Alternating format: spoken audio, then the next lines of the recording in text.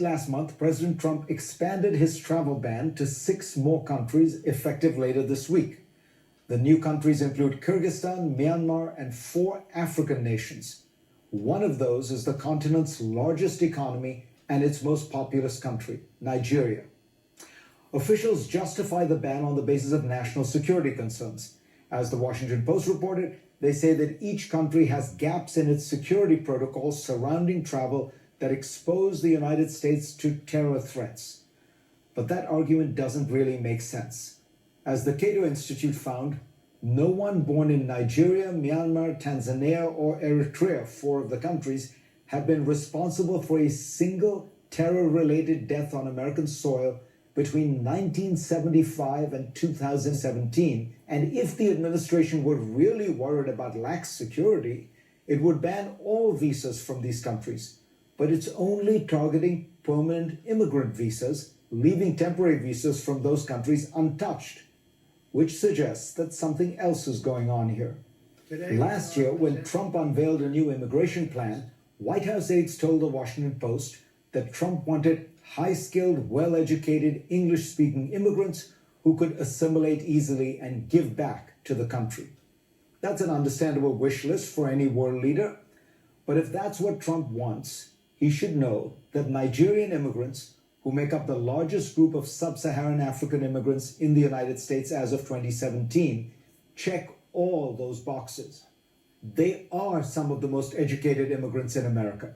According to the Migration Policy Institute, 59% of Nigerian immigrants aged 25 or older in the U.S. hold at least a bachelor's degree. That is nearly double the proportion for Americans born in the U.S. It is also more than the proportion for immigrants from South Korea, China, Britain, and Germany.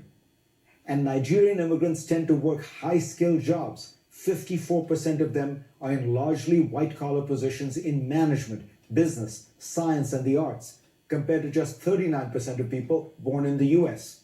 That means, of course, they have significant spending power.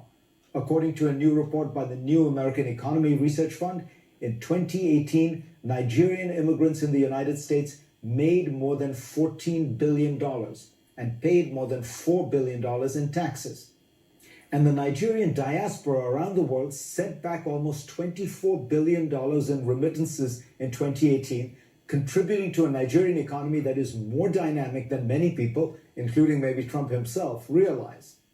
Nigeria was once thought to be just an oil economy, but today services account for more than 50% of its GDP. Technology is now 10%, according to the Center for Global Development. A growing middle class is increasingly educated and aspirational. Nigeria is America's 2nd largest African trading partner, and the U.S. wants to double existing trade and investment in Africa. As the former ambassador to Nigeria, John Campbell, notes, that goal taken alongside the ban amounts to, quote, policy incoherence, unquote. In terms of politics, however, it has an obvious dark logic.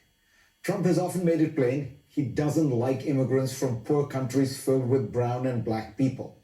As the New York Times reported in 2017, he complained to aides that Nigerian migrants would never go back to their huts. The next year, the Washington Post first reported that in a meeting with lawmakers, he said he wanted more immigrants from Norway and fewer from Haiti and African nations, or as he famously dubbed them, shithole countries. Throughout the 2016 campaign, Trump described Mexicans as criminals and Muslims as terrorists. The Nigeria travel ban reminds us, I suppose, that Donald John Trump is back on the campaign trail. Next on GPS.